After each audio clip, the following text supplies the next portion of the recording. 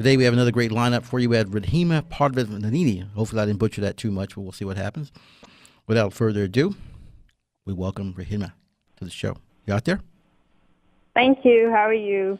I can't complain other than butchering your name, so I apologize for that. I'm an East Texan. For whatever reason, I guess I missed that Hooks on Phonics class that did that one. But for whatever reason, I butchered, so I apologize for that.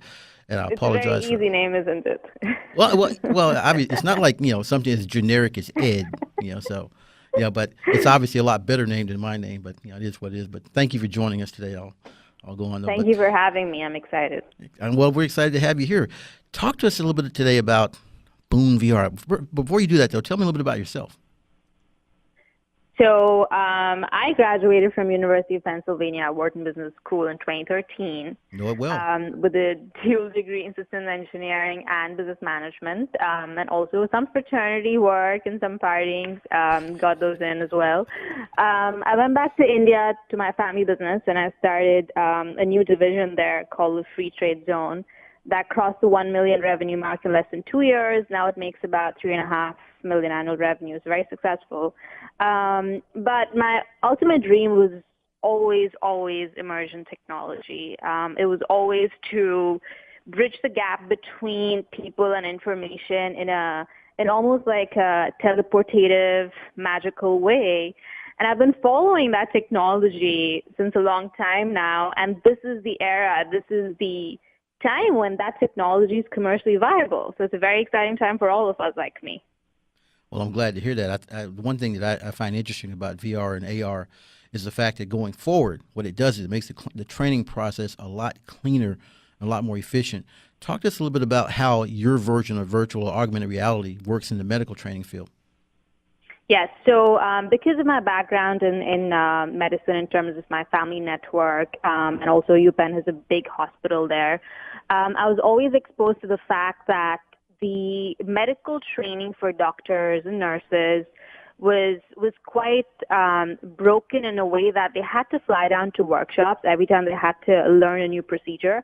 But after they came back from the workshop, they didn't really have a way to continue that immersive learning experience. And they had to resort to watching YouTube videos to learn how to perhaps, do an open heart surgery or a gallbladder surgery, which is not really the kind of medium or platform that's used to impart medical training. So because of that, the number of medical errors across the U.S. is 40,000 a year, which is very, very high. Right. And this is also leading to slow adoption of medical devices because the training is so slow and it's haphazard and it's not reliable. So the need of the hour is immersive training that's on site, which is exactly virtual reality.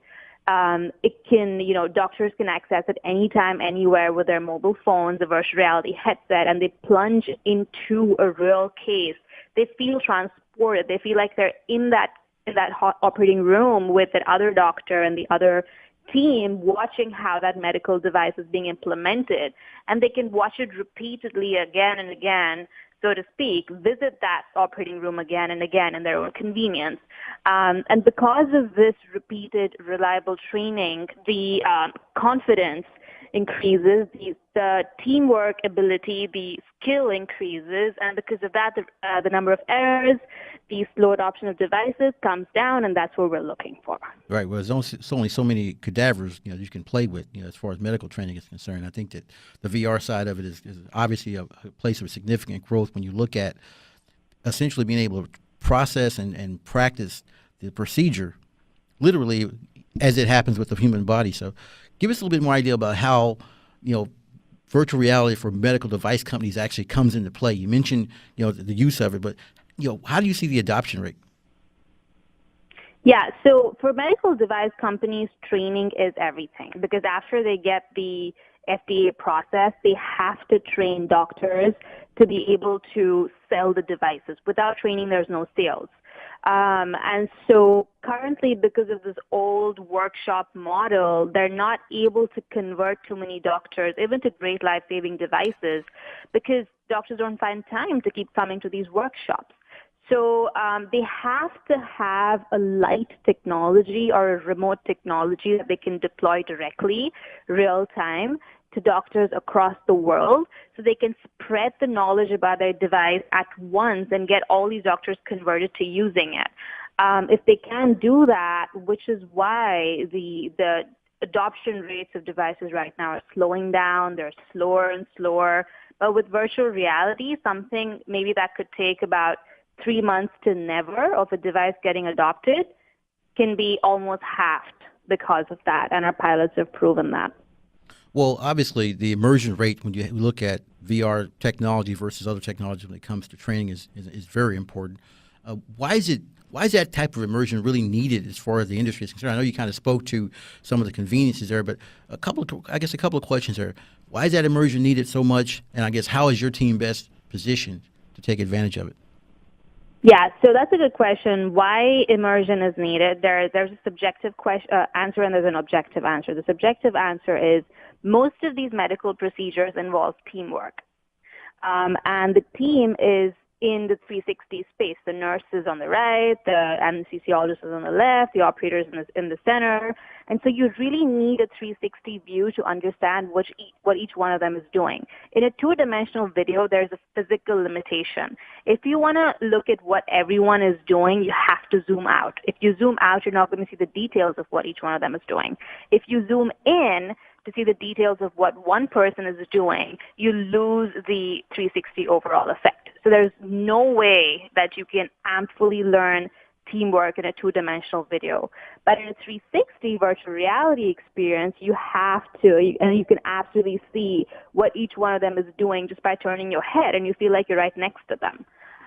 So that's the objective reason. The subjective reason is there's a lot of anxiety associated with new medical devices and their usage, obviously because they're performing and they're implementing these devices on real patients, right? It could mess up someone's life. And so even if they're doctors and if they're extremely well-trained doctors, if it's a new device, they are going to have certain reservations. They are going to have psychological barriers. They are going to have anxiety, which is natural to humans. And two-dimensional videos haven't really done a good job of removing those psychological barriers or anxiety. Virtual reality, on the other hand, makes you feel like you've been inside the procedure several times before you actually went into the real operating room. So when you actually go into the real operating room, you don't feel you're so out of place. Wow. We have about a minute or so left here. I guess in looking at what your company does, the one thing that's interesting to me is one, the adoption rate of the technology itself. Two, what is it you see as the thing you bring best to the table that takes augmented reality when it comes to training to the next level for medical devices? So our secret sauce, so to speak, I'm not going to elaborate much on it, but it's the platform that allows the device companies to easily deploy this immersive training real-time to physicians across the world. What's missing right now is platforms, okay? So there are a lot of content creators that can film 360 videos of real medical cases, but there's no platform where you can upload, edit, deploy, and track the individual learning curve of each physician. And that is what Boon is about. It's a learning management system which lets you track the individual learning curve of each doctor. So the medical device company knows how far away is their adoption, what are the barriers to the adoption. Is it a training problem? Is it a device problem? And they get real-time feedback. So that tracking mechanism and the platform's strength to reliably work across the world is Boon's secret sauce. Outstanding. Ridhima, we're about out of time. Thank you for joining us today. I really appreciate you educating me on the learning management system associated with medical devices. Thank you very much for joining us, sir. Thank you. Have fun. Bye-bye.